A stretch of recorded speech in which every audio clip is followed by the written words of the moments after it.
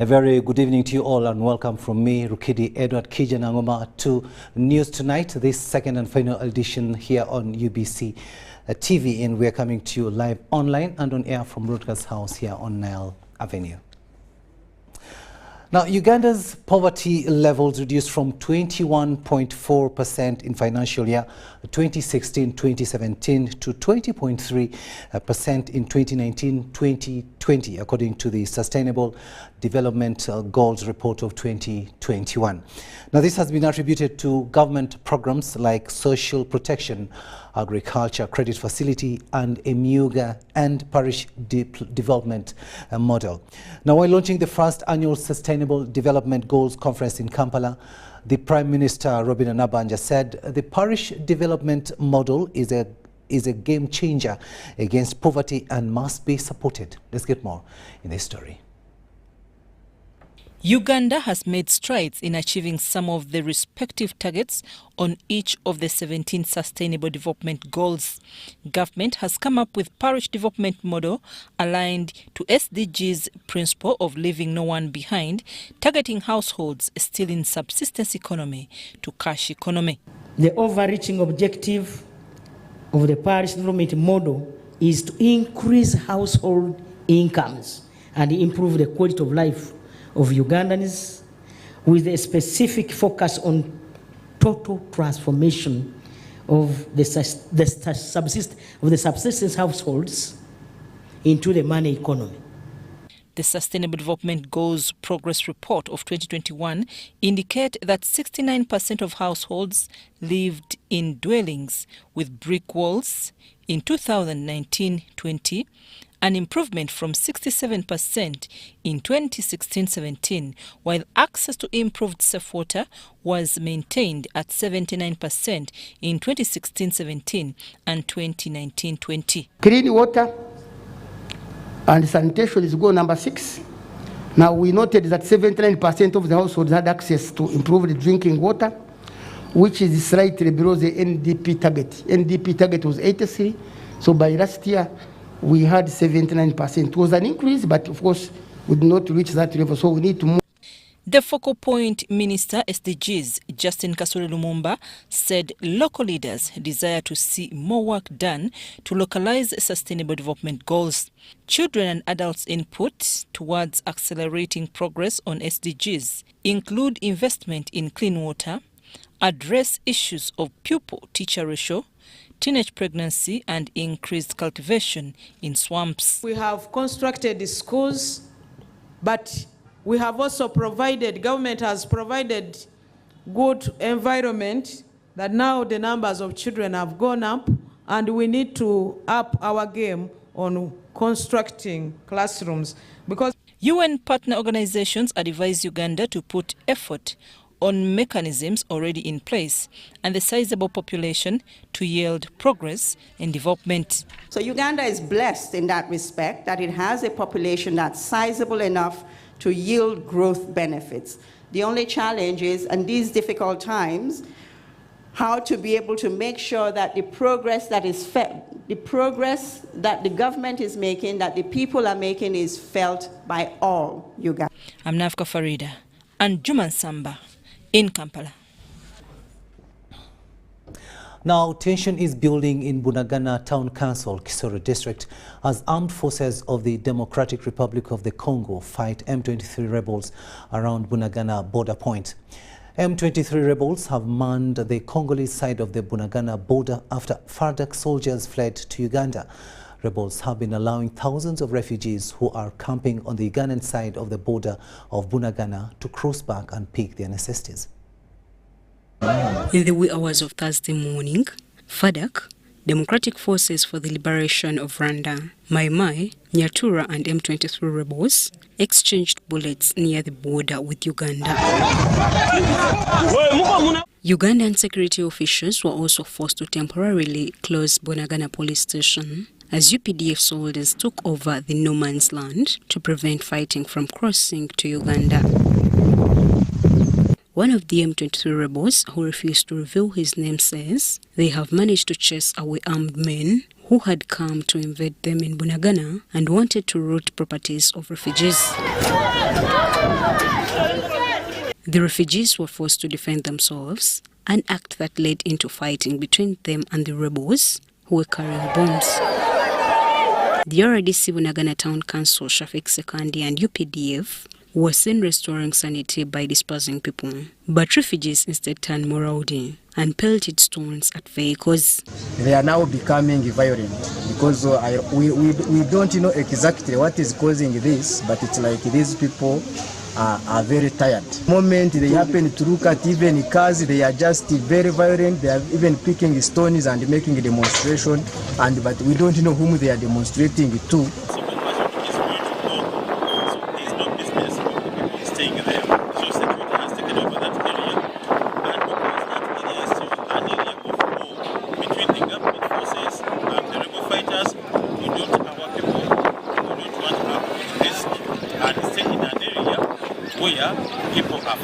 According to the area LC3, Ismail Ndayambaje, security should intervene and take refugees to a gazetted area, since hopes or calmness in Rushuru are still low. So we are having people who are mourning and others are celebrating.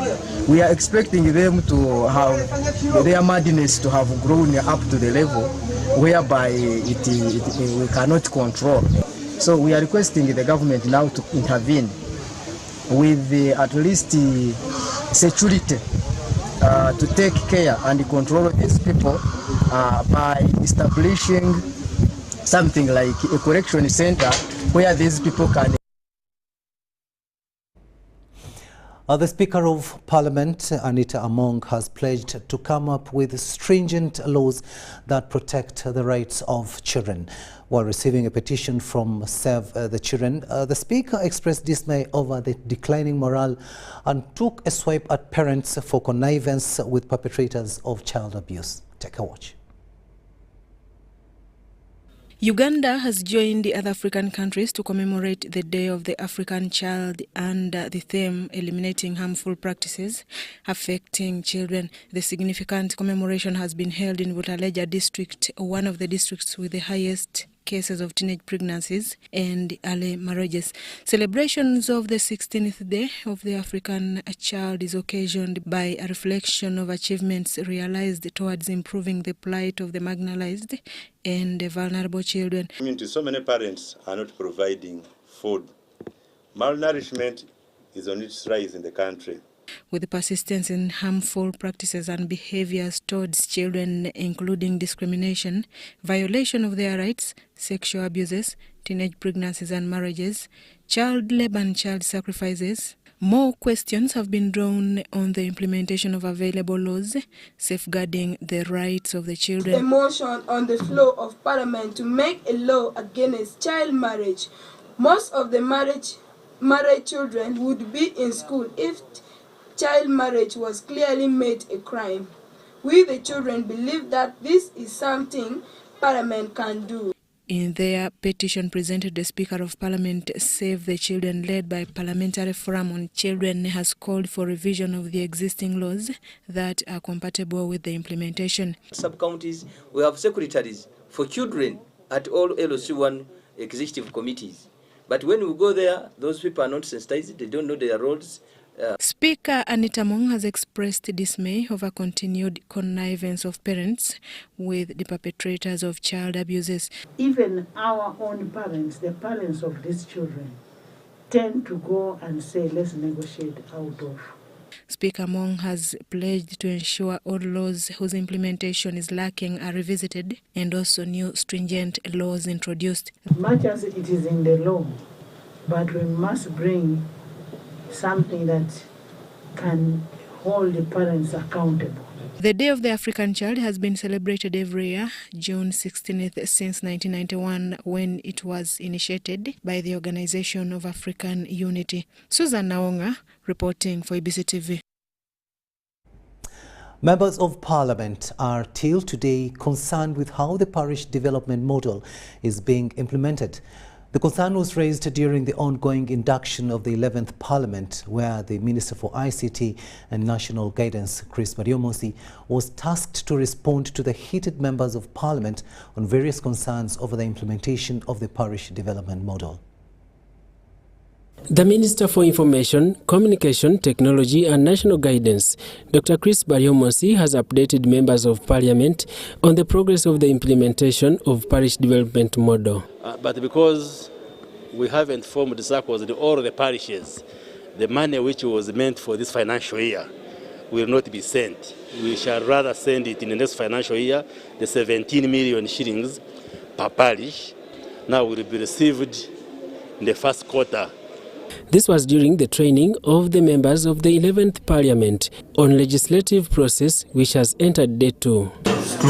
But the MPs are yet to predict the fruits of the parish development model, as several concerns were raised affecting the government program on eliminating poverty at parish level. Serious, when you look at pillar number 1 about agriculture chain, value and whatever, they are talking about storage. Serious, when you talk about infrastructure, are you going as the model? Is it going to construct roads? Is it going to maintain roads? Where is money? Dr. Chris Baryomonsi asserts that consultations are going on despite the program already under implementation. And if there are guidelines, policies, they can always be reviewed. But for now, there isn't anything substantial that necessitates amending the policy documents which we have produced. You know, you cannot implement before you train. You have to, first of all, train people, sensitize them on how best they can handle the program. So, for me, I'm satisfied because already the so-called beneficiaries are already being engaged.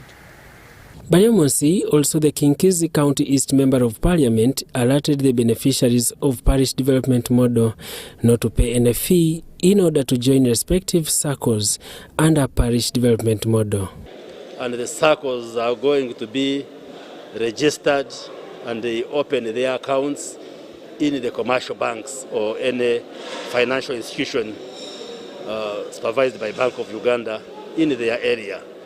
So with this ongoing workshop that we are on as leaders for 3 days here, it has also added on more knowledge. So when we go down, I think we are going to speak the same language. The induction of members of Parliament was officially opened by the Speaker of Parliament, Anita Among, on Wednesday, 15th June 2022, who rallied the members of Parliament to consider service delivery and lift high the reputation of Parliament. Daniel Mugoya, Gloria Gwitabinji, UBC News. The Prime Minister, Right Honourable Robina Nabanja, has acknowledged the potential of the private sector in driving the country's economic agenda. This underscores the need to bring the private sector players on board in moving Uganda to greater economic heights.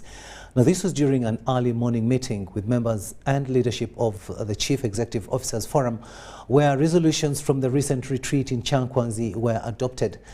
The CEO Forum Chairperson Barbara Mulwana says the June 30th meeting with the head of state will also address conflict resolution mechanisms for private sector players. Henry Okrot reports.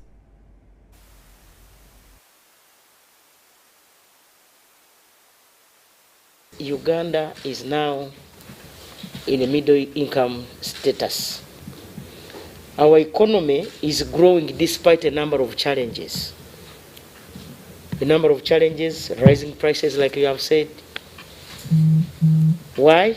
Because we have a strong private sector. And 2, it's because we have food. Tuina muogo. Then 3, it is because the government is working. We are looking forward to how best can we engage with the key government agencies, because they play a key role in terms of regulation, in terms of policy, but most of this information is not relayed out there. So that was one of the key issues that was raised at the retreat. So we offered our points for her to then now see how to implement them through the government structure. And we were very happy that she took the time to see us and time to listen to our points since we last met in Chankwanzi with the president. As the CEO, they got together, they had some points they were discussing, which we have now offered to her. the resolutions, for her to now see them being implemented as government.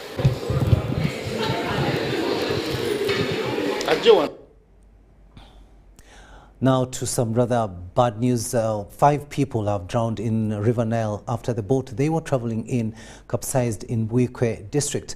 The accident took place near Kira Dam. Now one of the survivors is Sabire Medi, the captain of the boat. Take a watch.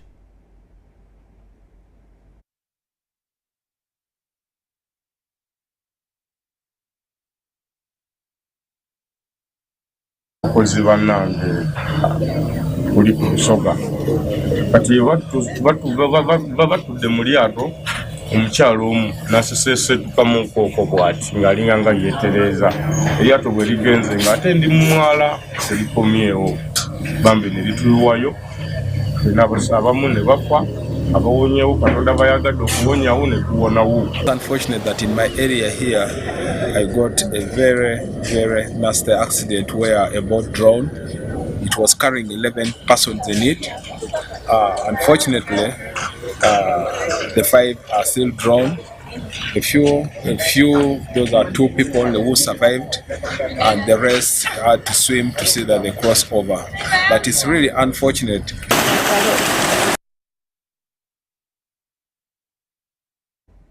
Very unfortunate indeed, and may the souls of those who have perished in that accident rest in eternal life.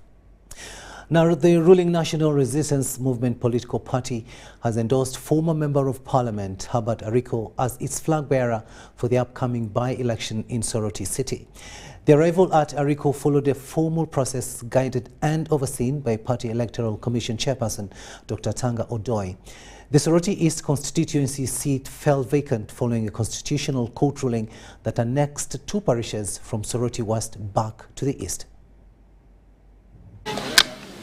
It is back to the polls in Soroti City, and hopefuls are warming up as the by-election process takes shape. The ruling National Resistance Movement has zeroed on Herbert Ariko to carry its flag. It is a process that brought party heavyweights from all corners of the country to arrive at this decision. These people are the owners of the constituency, and the decisions of choosing who they want for the election is their decision.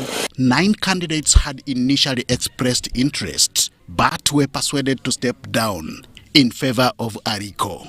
We have got a consensus that we work hand in hand with the person who can deliver victory, and all of us have agreed on one person, and that is Herbert Edmund Ariko.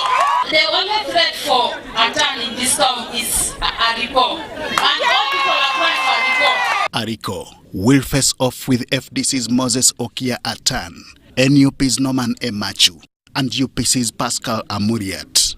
Jimmy Ekemu, the official NRM flag bearer in the previous elections, was visibly absent at the time of Ariko's endorsement. Today's meeting was not a conclusive meeting because the party continues with the consultative process to arrive at the flag bearer that will be announced by the party headquarters very soon. All the candidates who went independent have now joined to support one candidate. No party has had that kind of resolute support like NRM has done today. The party will undertake all the process to make sure that Ariko takes the flag.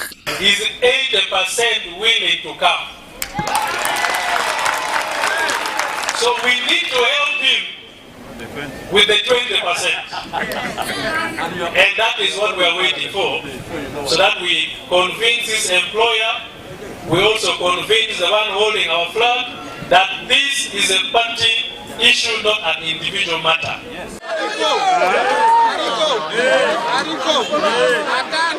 The Soroti East constituency parliamentary seat fell vacant following a court nullification of the election of former Member of Parliament Moses Atan Okia of FDC. Henry Okrut, UBC. The Court of Appeal has reconfirmed Aida Nantawa's victory as the woman Member of Parliament for Kayunga District. Now, this followed court's dismissal of Kobusinje Birungi Jacqueline's petition challenging Nantawa's victory. Take a watch.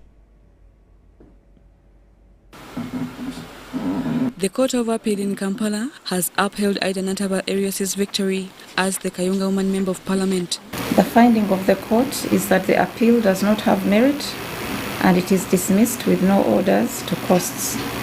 The judgment and orders of the lower court are upheld to the effect that the first respondent was validly elected as Woman Member of Parliament for Kayunga District. However, it was a U-turn by the same court when it ordered for a retrial in Mukono High Court in the election petition where Rita Nabada was challenging Ida Nataba's victory over vote bribery. That the appeal is allowed, that the lower court should conduct a retrial, and each party shall bear its own costs both in this court and in the lower court. According to justices, the lower court failed to peruse Rita Nabada's evidence, thus dismissing the petition, basing on the respondent's preliminary objection. Before the hearing of the petition, Rita Nabada, a voter of Kayunga, dragged Ida Nataba to court, challenging her victory as the Woman Member of Parliament for Kayunga District, citing that Nataba bribed voters. However, the petition was dismissed by Judge Oliver Mkwaya on grounds that Nabada failed to adduce court with evidence of 500 voters to support the petition. From pages 94 of the record of appeal, Ida Nataba in court was represented by Counsel Ambrose Tebiasa. It's a very, very bad precedent for us to choose which decision in the future to follow. You follow the one where they say that you should first go back and read more evidence, or you should be able to look at the petition yourself. The good thing, the matter has not been decided on merit yet. We shall go back to court and we wait to receive that evidence where they allege that Honorable Ida Nataba bribed. The respondent Ida Nataba, although was not happy with part of court's decision, had this to say. This is unfair. If Court of Appeal has really proved that my papers are genuine, that I own a degree, why have you refused to award me costs for this painful, this 8-year-old pain that I'm carrying? I have appeared before 4 courts. That's the best way I can express myself as for now. I didn't expect this biasness from the judiciary. I did not expect this. I have been paying lawyers one after another to defend my documents. My parents took me to school. They paid their school fees. For the moment, Ida Nataba is now the duly elected Member of Parliament as she awaits for Mukono High Court retrial. Natong Rebecca, UBC News. The leader of opposition in Parliament, Mathias Mpuuga, has asked National Unity Platform MPs who received the alleged 40 million shillings cash to return it to the giver. His communication comes after a closed meeting with all National Unity Platform MPs, where all of them were tasked to observe party rules. That's why I asked, why wouldn't the members go to IGG? The Director of Communication at Parliament, Chris Obore, on Wednesday challenged all National Unity Platform members of Parliament who allege to have received the 40 million bribe to either provide evidence or report to IGG for investigations. In his letter dated 15th, Chris Obore blamed National Unity Platform MPs for trying to tarnish the image and leadership of Parliament for their selfish interests. Of course, I'm aware that there is also politics of trying to smear the current leadership at Parliament. It is too sad that the person that gave out this money is today pretending that she did not give out this money. Because they have fear in them, we are not going to carry their cross. The news about the 40 million bonanza spread like wildfire by members of the opposition belonging to the National Unity Platform. All of them tell us, look, you know, they had heard about gratuity and all of that, and so they imagined this was gratuity. But we made it succinctly clear to them that, look, any money that does not come on your account is problematic money. We established in the meeting that there are a few of our members who got communication about gratuity. You know that majority of the members of NUP are new members. They are aware of gratuity money, and some of them were hoodwinked. In a closed meeting convened by the leader of opposition, Mathias Mpuuga, a communication was made to all party members to abide and observe party rules. I wanted them to understand it, that they do not have a position different from what the party has. All MPs who by any chance received or picked the money in question against the stipulated rules have been asked to return it with immediate effect or face the outcome. Anybody received this money, the only thing they can do is to return it wherever they picked it. Susan Naung and Gloria Gwitabinji reporting for ABC TV.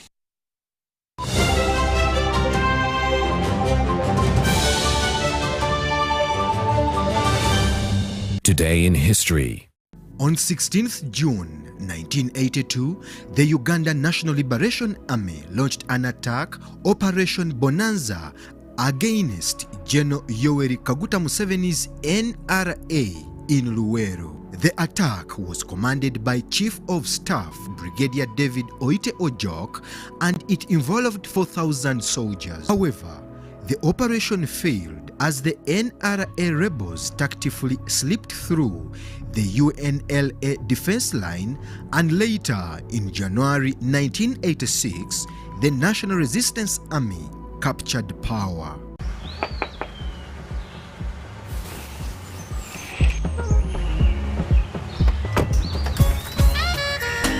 Jennifer, Jukila, Rewagamba, I don't have waka. You passed the ice through me about my waka. Now come and see for yourself, see my waka that I got with Momo Nyabo.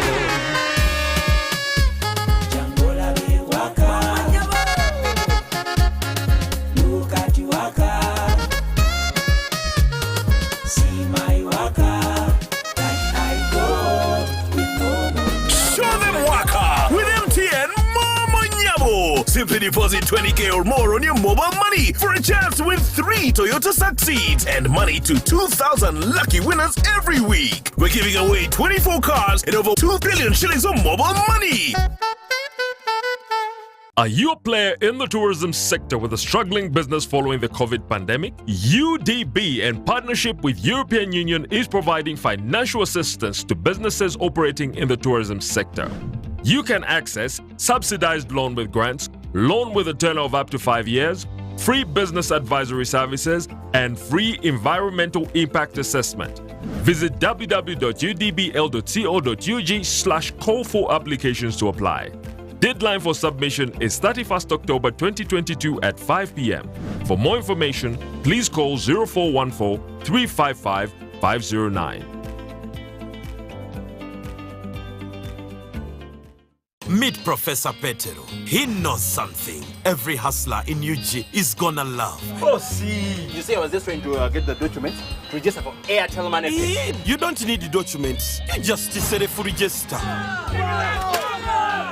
What's going on here? He sells things from the shop, and behind my back, he gets the money and gives it to his girlfriends. But just get Airtel Money Pay so that all money comes direct to your business wallet, and only you, the owner, have access to it. Just dial *185 *10 hash, and now you are on. No waiting. Huh? This insanity is sweet. Give them also. I only take Airtel Money Pay. It's easy and secure. Yes, become a safer and more efficient cash-free business today. Easy. Not mixing your business money with your Kameza money. No, that's efficient. Airtel Money. Instant, secure, borderless. Affordable packages, great entertainment, sports, the local content, telenovela, the movies. There is something for everybody. GoTV, this is where great stories live. Get the best entertainment for any budget. With GoTV, you will have great entertainment for as little as 13,000 Uganda shillings per month. GoTV, great stories, Zidiwano. GoTV Uganda, love it. The Ministry of Finance, Planning and Economic Development, Uganda Revenue Authority and partners invite you to the Post-Budget Breakfast Conference to take place on 20th June 2022 at Hotel Africana, Kampala from 8 a.m. to 1 p.m. We shall thereafter hold other regional engagements on 28th June 2022 in Mbarara, Fort Portal, Gulu, Arua and Tororo. This year's theme, full monetization of Uganda's economy through commercial agriculture, industrialization, market access and digital transformation.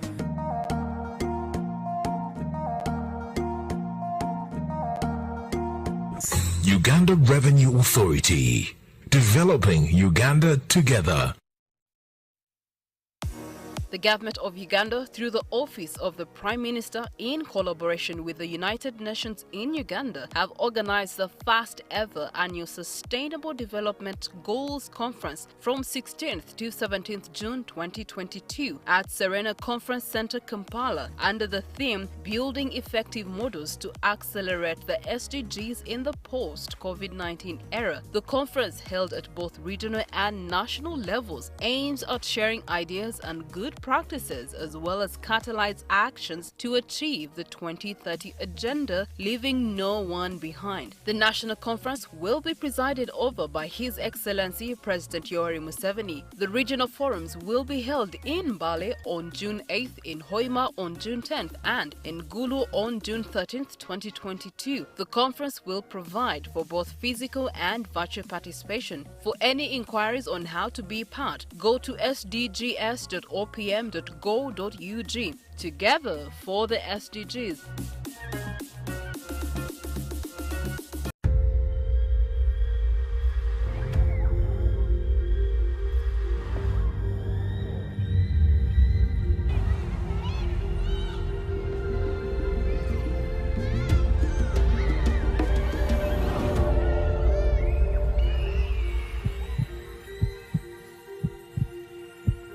It's better to foster respect instead of fear and pain. Cause a good school equals a better life. Raising voices.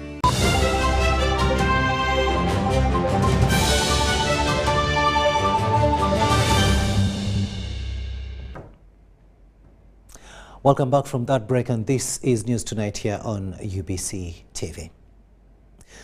The Ministry of Health has come out strongly that it will vaccinate children above the age of 5 to 17 after the consent of parents. Now, the move is to enable parents take full responsibility and decisions in the lives of their children. The Ministry of Health has deferred vaccination for children above 5 years to the forthcoming holidays. The move is in line with the First Lady and Minister of Education Janet Museveni's request that vaccination of children should only be done after the consent of parents. Speaking to journalists at the Ministry of Health headquarters, the Minister of Health Jane Ruthacheng emphasized guidelines set up by the World Health Organization. Vaccination of children 5 to 17 years will only, and only, I repeat, will only be undertaken if parents accept their children to be vaccinated. So we are still having discussions with Ministry of Education, Ministry of Local Government, the Cabinet of Uganda, and the parents in regards to this. And if the parents so decide that they want their children vaccinated, this will be done during the holiday season, and parents will be requested to willingly take their children. There is no force. It is completely voluntarily. Civil society activists had earlier on requested the Ministry of Health to be cautious before the mass vaccination of children. To keep quiet and be satisfied, I would like to get the Minister of Health with her permanent secretary, call a press conference and talk to Ugandans. Let them call a press conference and talk to Ugandans. When we are seeing and watching, then we shall know what is the truth. But without this, I am calling upon you, mothers and fathers, parents and grandparents, wherever you are, please save Ugandan children. Honorable Acheng and her PS, they are telling us that COVID is increasing, a new wave has come and it is increasing, but here we are. We were all vaccinated. I'm telling you, we are vaccinated. So if we are vaccinated, why? Why is it coming and why are we fearing it? Because even with the vaccination, the inventors of the vaccination have been telling us that it was a trial. However, the World Health Organization adjusted the target group, and they have been very clear that unless 70% of the population are fully vaccinated, and when I say the population, I mean eligible population 5 years and above, are fully vaccinated, we shall not be safe. I'd like to raise a concern and a petition, appeal to the Minister that you first spend money investigating and assessing the 12 million Ugandans who have been already vaccinated. We know the COVID vaccine is generally new. Its technology is new. It's not similar to other vaccines in the past. As we have already learned from the Ministry of Health, that the COVID vaccine based on mRNA technology is not the same as the vaccines we know for polio, the vaccine for measles. The Ministry of Health started the mass vaccination on March 10th last year to those above 18 years, and so far 73% of the population have received their first jab. Gabo Amon reporting there. The fighting between M23 rebels and DRC forces in the past few days has caused security tensions in the region. Following Kenya's President Uhuru Kenyatta issuing a major security plan for the DRC on behalf of the East African community, analysts remain skeptical about the practical implementation. Onyango Robert reports. Speaking in Congo, you have more than 100 militias operating inside Congo. For now close to 2 decades, the Democratic Republic of Congo has endured repeated, organized and unresolved internal fightings. They were there before Tshisekedi, they were there before Kabila Jr., they were there before Kabila Senior. So they have been part of the border politics of Congo. Certainly, the DRC army alone cannot flush them out. Though the current government has intimated that some neighbors are contributing to its insecurity, the regional security analyst Sam Kazibwe, however, differs from that talk. The source of tension in Congo is much bigger than the regional tensions we have observed and paid attention to. The owners of capital internationally benefit from the conflict in Congo. The crisis entrepreneurs at the global stage benefit from this conflict. On Wednesday 15th this month, the Kenyan president, who is the current chair of the East African Community, His Excellency Uhuru Kenyatta, issued an official statement highlighting how the bloc tends to assist its neighbor. Declaration by President Uhuru Kenyatta is commendable, but it's not the magic bullet. However, it can be part of the solution. Uhuru's communique calls for cessation of hostilities by all parties. In April, Congo officially became part of the EAC. We are just waiting now for the formalities of their instrument of ratification. But that is why now the president, the head of the East African Community, can now direct the standby force to move into a country of the. Before they came, it would be difficult for the president of Kenya to say you go to DRC. But now, because they are part of us, he's able to say move standby force, go to Ituri, go to North Kivu. So I think we are going to help them through that. And of course, we are going to continue engaging to find a amicable solution.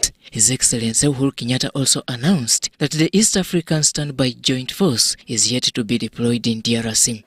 So the declaration by President Kenyatta would help to reduce this mistrust, because when you talk about the East African Standby Brigade, it would essentially mean that all the member states are obligated to contribute in various ways.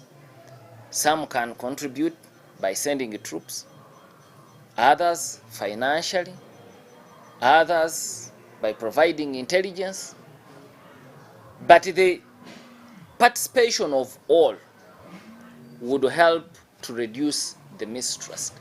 The letter further mapped out the areas of Ituri, North Kivu and South Kivu provinces as weapons-free zone. It doesn't mean that police and the national armies are not going to have weapons, because they are supposed to have them. But non-state actors should not have weapons. They are either going to be forced to surrender, to be co-opted, as it has happened in the past, severally, or they will be forced out of the region. The 15th June statement also summoned all top army regional commanders for a crisis meeting happening over the weekend in Nairobi, Kenya. The challenge is in defining clearly the scope of these joint missions. Because we know you're talking about actors that have competed in this region. And if that competition is not well managed, they might end up clashing.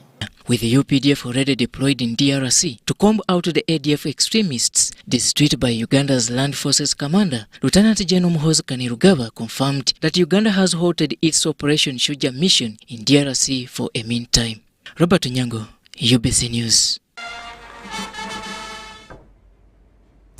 A Minister for Ethics and Integrity, Rose Lilia Kello, has expressed concern about the unethical behavior that students of Lubiri High School allegedly exhibited on a bus in a video that went viral last week. Accordingly, the ministry wants Buganda Kingdom to hold the Lubiri School management accountable for the infamous dance strokes as revealed in the video. Describing the act as uncouth, the minister said the Lubiri case is a revelation of a bigger picture of immoral decadence that, if not checked, may consume the would-be leaders of tomorrow. Akello was speaking at a press conference held at Uganda Media Center in Kampala this Thursday. Meanwhile, the Directorate of Ethics and Integrity plans to come up with a framework aimed at promoting good values and morals among the youth across the country, which requires concerted efforts. The minister was flanked by the Director of Religious Affairs in the Office of the President, Reverend Canon Aaron Mwesije. I have today visited Lubiri High School to hear the side of the story from the teachers, where I met the deputy head teacher. The head teacher was already in Kibuli for interrogation. On behalf of government, I would like to strongly condemn an act that undermines the good image of government and Ugandan society at large. They failed their role as teachers because they were supposed to manage the students in the bus. And after seeing that, they should have cautioned them.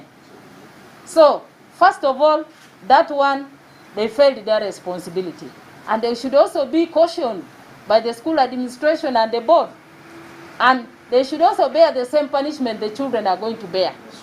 To me, actually, the teachers should either be expelled if it was me, or they should be given another big punishment that makes them learn a lesson tomorrow, not to keep quiet or be silent, because I think Martin Luther King Jr. said that our lives begin to end the moment we remain silent on things that matter.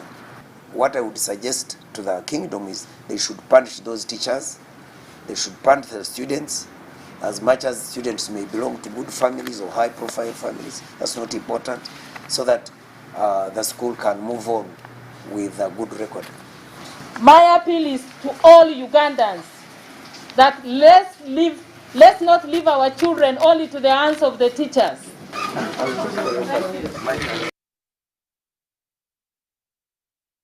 And the Lubiri High School saga continues, and teachers there, of course, are being put in the spotlight for not being careful.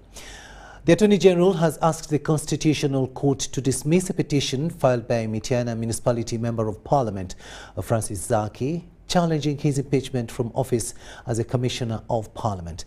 Now, this follows a resolution passed by Parliament on the 10th of March 2022, which resolved that Zaki ceases to be a member of the Parliamentary Commission. The Constitutional Court has had a petition filed by Mityana Municipality Member of Parliament, Francis Zaki, challenging his impeachment as a Commissioner of Parliament. That the vote that should remove a commissioner should be supported by at least a half of the members of Parliament with voting rights. The evidence we have adduced before court is that there are 529 members with voting rights. But those who voted in total were 161 In total, the 161, those 4 are against the motion. Zake petitioned the Constitutional Court on grounds that there was procedural lacuna. He explained that Parliament passed the resolution when there was no required members of Parliament in the House as required. The Mapinduzi petition was smuggled in during the debate. Yet the rules of procedure provide that the petition should be signed by at least a third of the members, taken to the clerk to Parliament, and before the sergeant at arms, members append their signatures, and so on and so forth, before it is tabled on the floor. But when they were debating this matter, they never considered the motion brought by Mapinduzi. Court was informed that out of over 500 legislators and ex-officials in Parliament, only 161 voted on the matter. When we filed our case with a certified copy of the answer and the report itself, then the MP for Kore comes and appends his signature. And then they claim that he had also signed, when on the original report he had not signed. It was alleged that the Rules Committee received 6 million shillings to participate in the committee proceedings, hence his impeachment, and according to Mityana municipality legislator, this was a bribe. So, we are put to the people and to them as the judiciary to decide what is right, because Ugandans know the truth and we all know the truth, and we are sure as Parliament they know the truth, they know what they are supposed to be doing, and if they know that they did something wrong, they will yield in whatever they did.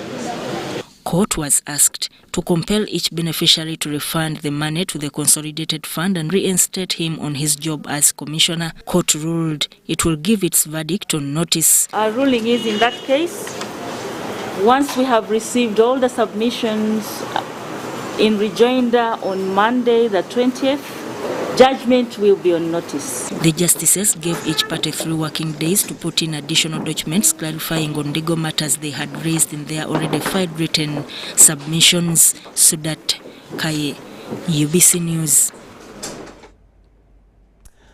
A number of expectant mothers in Morunga-Toni sub-county, Amuria district, have shunned government health facilities after one of the midwives at the health facility absconded from work.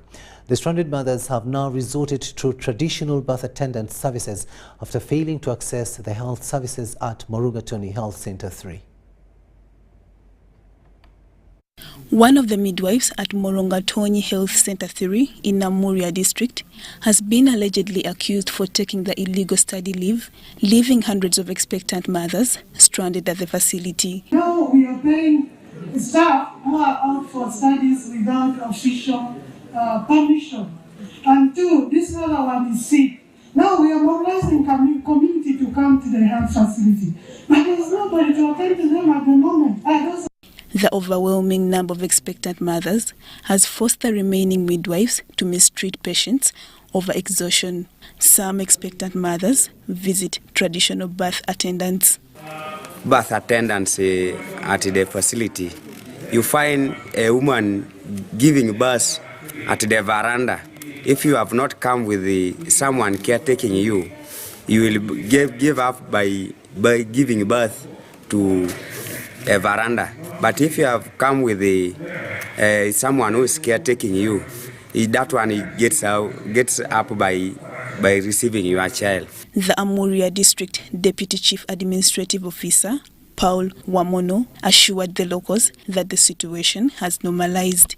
To cause that demand for us to know, because if you cause it on your LC3 authorities, they will also follow it up fast enough. I don't know what happened, but the office has been recalled and... The Amuria Resident District Commissioner, Lilian Ayal, directed the Chief Administrative Officer to take action against the errant officer.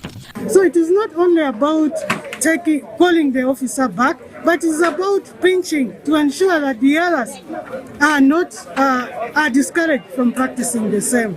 Absconding from work was raised by the Office of the Prime Minister in Morunga-Toni Sub-County, Amuria District. Lydia Chomkama, Joseph Okou, UBC News. Let's take yet another short break and return with business.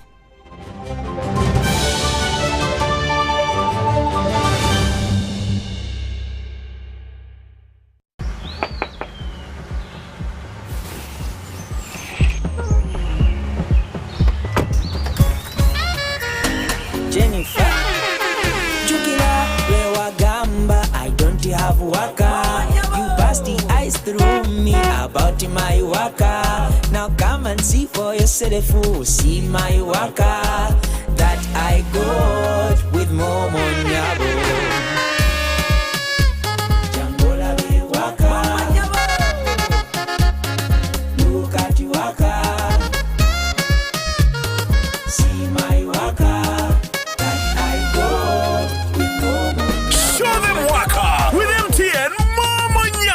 Simply deposit 20K or more on your mobile money for a chance to win 3 Toyota Succeeds and money to 2,000 lucky winners every week. We're giving away 24 cars and over 2 billion shillings of mobile money.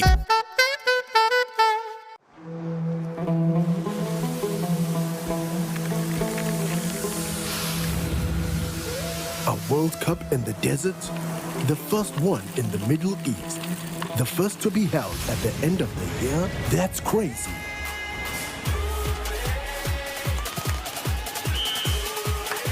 Get ready for spectacular moves, high-flying saves, unbelievable goals,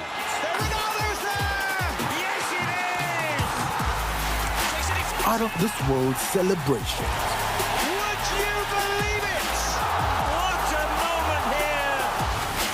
All 64 matches live. That's over 5,000 action-packed minutes of the FIFA 2022 World Cup Qatar. Now that's crazy. Catch all the action only on SuperSport, your world of champions. On Go TV. Love it. Get connected today with the My Airtel 4G smartphone and enjoy free data for 1 whole year worth 86,500 Uganda shillings. That's free 2 GB for the first month and free 1 GB for the next 11 months at only 250,000 Uganda shillings with free data for 1 whole year worth 86,500 shillings, making the effective price of the 4G phone 163,500 shillings only. Airtel, the smartphone network. The Tales of Kasozi, brought to you by Uganda Communications Commission. Hello? Hello? This is Kasozi. How can I help you? Hey, Kasozi, my brother. Long time. We last met when we were at campus. It's been a while, but you are the person I'm looking for. Campus? Really? Hey, you don't remember me? Okay, so how can I help you? I'm stuck in Gulu making millions and I need to urgently send money to my sick mother. But I can't find any mobile money agent near me. I've sent the money to your phone as you can see the message. It might take a few minutes to come through, but I urgently need you to send the money to my mother. Let me send you her number and you send it to her chap chap. My friend, I'm afraid your mom is going to die. What? Because I don't know you, I never went to campus, and I'm also in Gulu. So can we meet at CPS, we talk about it? Stay tuned for what Kasozi does next. Tofera, refrain from unnecessary engagement with strangers over the phone. This message is powered by the Uganda Communications Commission. Be alert. Do not share your Airtel Money PIN number with anyone. Airtel Uganda employees will never ask for your Airtel Money PIN number on call, SMS, or by email. All SIM card registrations, SIM card verifications, or SIM swaps are done at clearly branded Airtel shops and not on phone. To report any fraudulent activity, please call 100 immediately. The official calling number for Airtel promotions is 0200 100 100. Stay alert on Airtel Money. Instant, secure, borderless. The government of Uganda, through the Office of the Prime Minister, in collaboration with the United Nations in Uganda, have organized the first ever annual Sustainable Development Goals Conference from 16th to 17th June 2022 at Serena Conference Center, Kampala, under the theme Building Effective Models to Accelerate the SDGs in the Post-COVID-19 Era. The conference, held at both regional and national levels, aims at sharing ideas and good practices as well as catalyze actions to achieve the 2030 agenda, leaving no one behind. The national conference will be presided over by His Excellency President Yoweri Museveni. The regional forums will be held in Mbale on June 8th, in Hoima on June 10th, and in Gulu on June 13th, 2022. The conference will provide for both physical and virtual participation. For any inquiries on how to be part, go to sdgs.opm.go.ug. Together for the SDGs.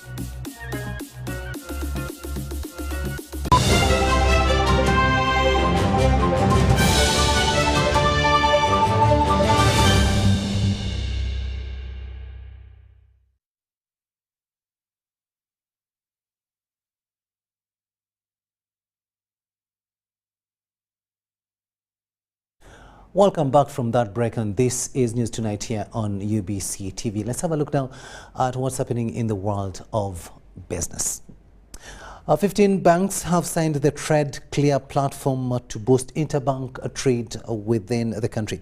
Now, some of the banks that have joined the platform include a Standard Chartered Bank, a Stanbic Bank, Centenary Bank, Absa, Housing Finance Bank, ABC Capital, Finance Trust Bank, DFCU and Exim Bank. The onboarding of the banks is a climax to a memorandum of understanding between Bank of Uganda signed with Front Clear in 2019 to boost local money markets in Uganda. The Ugandan interbank market has been limited to the top players because they lacked the risk appetite to deal with smaller banks. This in turn affected the level of credit the smaller banks could extend to their customers. So by virtue of us getting into the whole Trade Clear platform, to give us an avenue to have bigger volumes, take on the bigger transactions, and also, trade with the bigger banks, international banks, and this will help us open up to the whole international markets in terms of what we term financial market. Trade Clear Uganda is expected to dislodge the logjam of market segmentation in the interbank money market. This umbrella guarantee facility will cover the risk of interbank defaults. If a borrowing bank fails to pay the lender in a secure transaction, Front Clear will stand ready to pay back the funds advanced by the lender.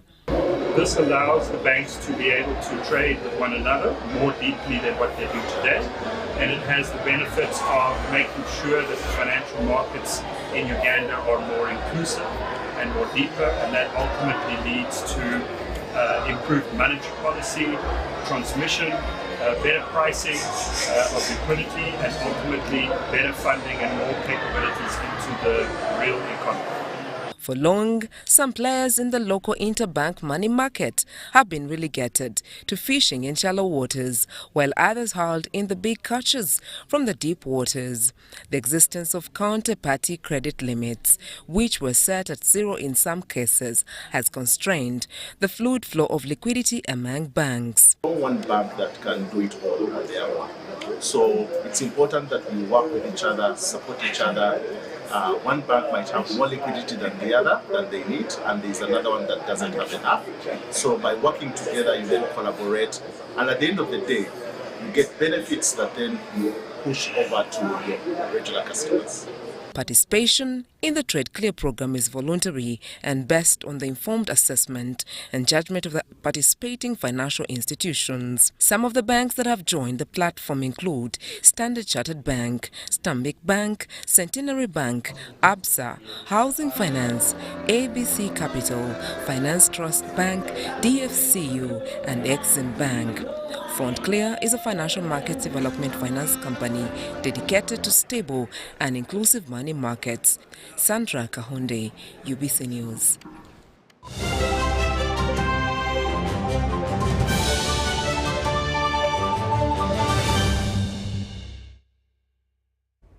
Let's move further afield now, where Ukraine is ready to work to become a full European Union member, President Zelensky said after meeting 4 visiting EU leaders for talks in Kyiv.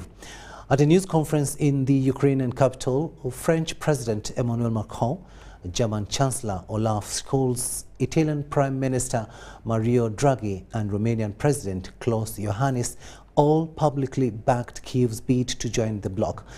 EU leaders are holding a summit next week at which Kyiv's application to become a candidate for membership is likely to be given a green light, Zelensky said. Ukrainians have already earned the right to go down this road and obtain this candidate status. End of the story. They can never be forgotten, and they are not forgotten. Такий час, коли, і це правда, я говорю це відкрито, коли багато навіть амбасадорів покинуло Україну через з такими друзями, з такими країнами і сусідами, і партнерами, і ми дійсно зможемо перемогти. Не хочу говорити кого, всі ми розуміємо. Selling everywhere, not only here but also the Western systems. So eventually this is.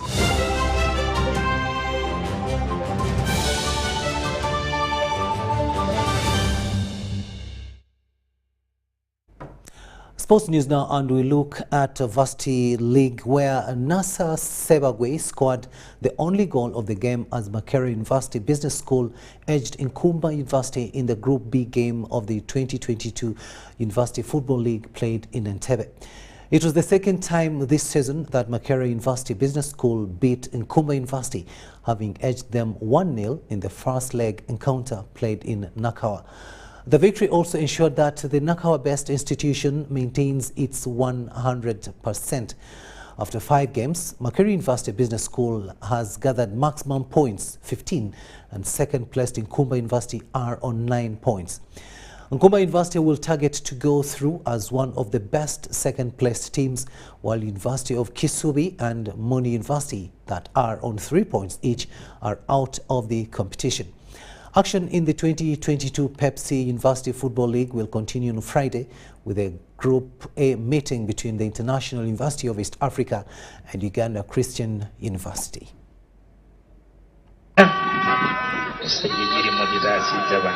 Kanyama here with me. I'm joined with another beautiful lady from Sudan. When I said beautiful from Sudan, just not naturally gifted. She's with me. She's called her baby. You'll be joining me soon to do this wonderful game with her. Good move again. And that sports story brings us to the end of this second and final edition of News Tonight here on UBC TV. Thank you so much for having kept us company. My name is Rukidi Edward Kijadangoma, wishing you a blessed night, but I'll leave you with Nakajiri Sharon with the weather forecast for tomorrow. Good night and have a blessed weekend ahead. With UBC, I'm Sharon Nakajiri tonight with the latest weather report from Uganda National Meteorological Authority. Today by 9 a.m. we had Kampala reporting the highest amount of rainfall of 12.9 millimeters. Guru reported 6.9, as for Mbende it was 9.3 millimeters. This is due to the local effects that are bringing us some rains from the Lake Victoria and some advection from Congo air mass towards our country, Uganda. Tomorrow morning we are forecasting light rains along Lake Victoria. Elsewhere we shall have sunny intervals.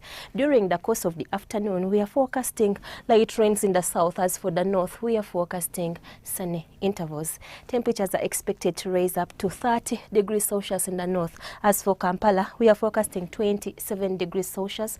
As for Kabale Highlands, we shall have temperatures going up to 24 degrees Celsius. For international weather forecast, we shall have thunder showers in New York. As for Nairobi, we shall have sunny intervals, while for Cairo it will be bright and sunny, temperatures rising up to 35 degrees Celsius. For Pretoria it will be bright and sunny, temperatures going up to 17 degrees Celsius.